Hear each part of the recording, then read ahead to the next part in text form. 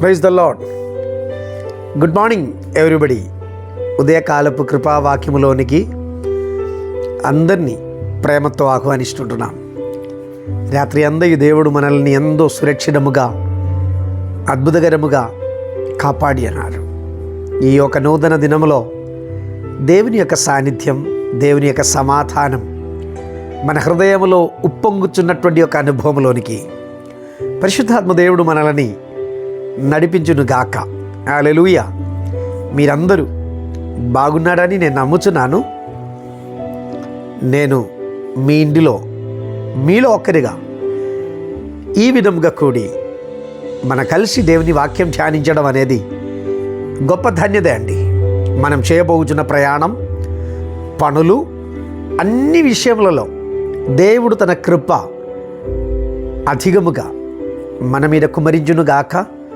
ప్రత్యేకముగా ఈ దిన ముందు ఎగ్జామ్ రాయడానికి సిద్ధపడుచున్నటువంటి పిల్లలు ఉన్నారు. వారిని కూడా మేము జ్ఞాపకం చేసుకుంటున్నాం. మనం కలిసి చివరిగా వారి కొరకు ప్రార్థన చేయబోతున్నాం. కొన్ని నిమిషాలు దేవుని వాక్యం ధ్యానం చేయుటకై 42వ కీర్తన 1వ వచనం. దుప్పి నీటి వాగుల కొరకు ఆశపడునట్లు దేవా, నీ కొరకు నా ప్రాణము ఆశపడుచున్నది. స్తోత్రం. హల్లెలూయా. ఒక భక్తుడైనటువంటి వ్యక్తి హృదయంలో కోరినటువంటి కోరికనే మనం ఇప్పుడు చదివినటువంటి వచన భాగం. దుప్పి నీటి వాగుల కొరకు ఆశపడునట్లు దేవా, నీ కొరకు నా ప్రాణం ఆశపడుచున్నది. నిరాశతో నిండబడినటువంటి ఈ లోకం, మానవుడు ఏ విషయములలో కూడా తృప్తిగా లేరు. ఏ విషయములలో కూడా వారు తృప్తిగా లేరు. ప్రతి విషయమునందు ఆలోచిస్తున్నారు.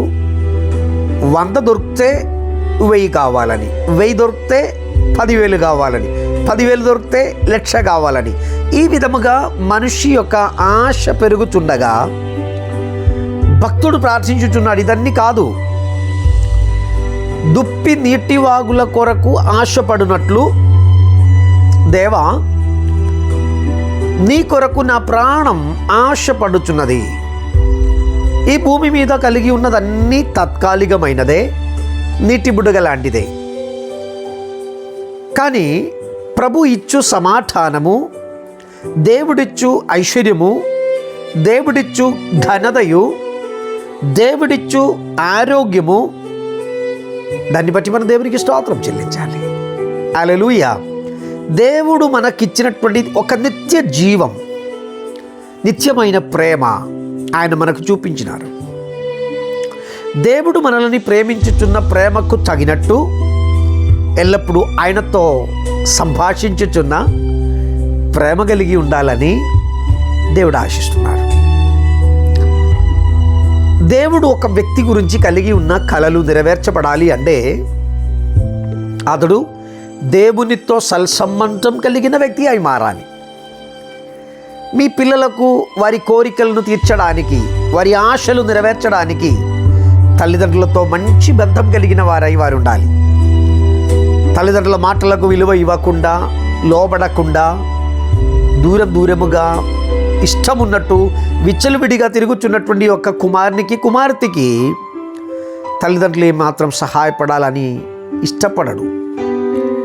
ఆ విధముగా దేవునికి ప్రతి ఒక్క మానవుని ఎడల ఒక ప్లాన్, ఒక పద్ధతి ఉంది.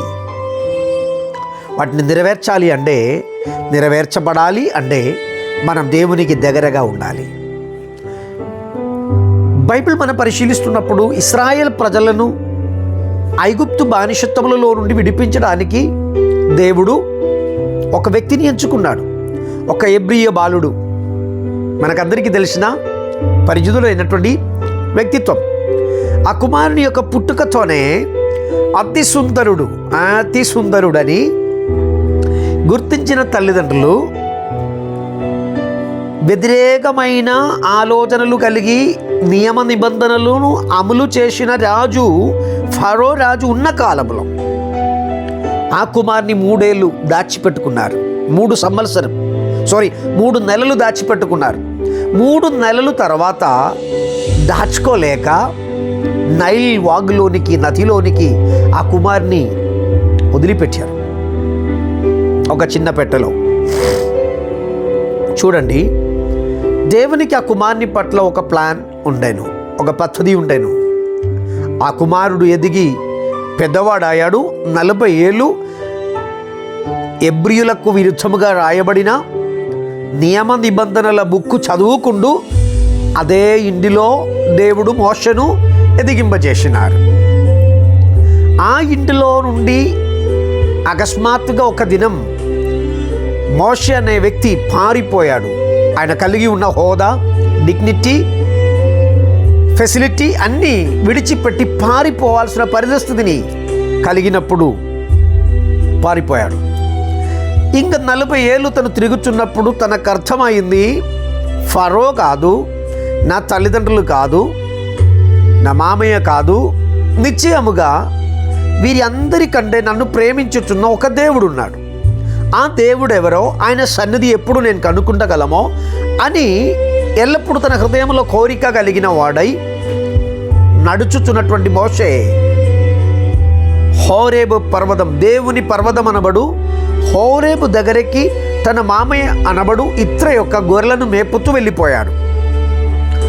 అక్కడ తను చూసినటువంటి ఒక్క దృశ్యం, మగమగ మండుచున్నటువంటి ఒక ముళ్ళ పొద, కానీ ముళ్ళ పొద కాలిపోవడలేదు. ఆ దృశ్యం అసలు దేవుని సన్నిధి ఏమిటియో, దేవుని స్వరం ఏమిటియో తను వినగలిగినట్లు తనలో ఒక లైఫ్ చేంజింగ్ చేసేసారు.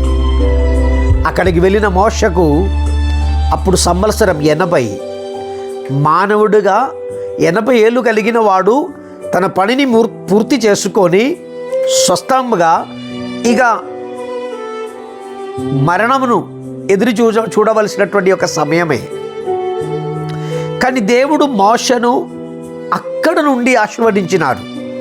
మరొక 40 ఏళ్ళు కూడా తనకు పొడిగించినారు. ఆ మోషే 30 లక్షలకు పైగా ఉన్న ప్రజలను నడిపించగలిగిన నాయకుడిగా మారి దేవుని సన్నిధిని కాంక్షించినట్లు, దేవుని సన్నిధికి నడిపింపబడినట్లు.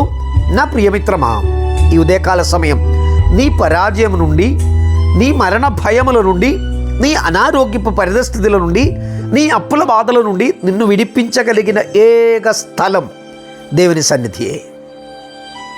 దేవుని సన్నిధిలో నీవు నమ్మకంగా ఉండిన ఎడల నిశ్చయముగా దేవుని స్వరమును విని, దేవుని ఆలోచనలో నడుచుచు, దేవుని కృపను పొంది, దేవుని యొక్క అద్భుతకరమైన కార్యములను చూడగలుగుతారు.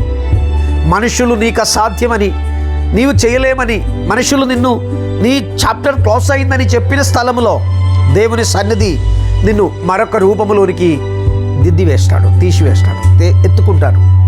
ఈ ఉదయకాల సమయం నా ప్రియమిత్రమా, అన్నిటికంటే ప్రథమ స్థానం, ప్రాముఖ్యత ప్రభువుకి ఇచ్చిన ఎడల ప్రభుని స్థితిని మార్చబోచున్నాడు. ఎగ్జామ్లో ఫెయిల్ అయిపోతాడేమో అని నీకు భయం ఉన్నదా? మోగరించండి, ప్రార్థన చేయండి. ఆయన ఈ ఎగ్జామ్లో నీకు ఒక విజయం ఇస్తాడు.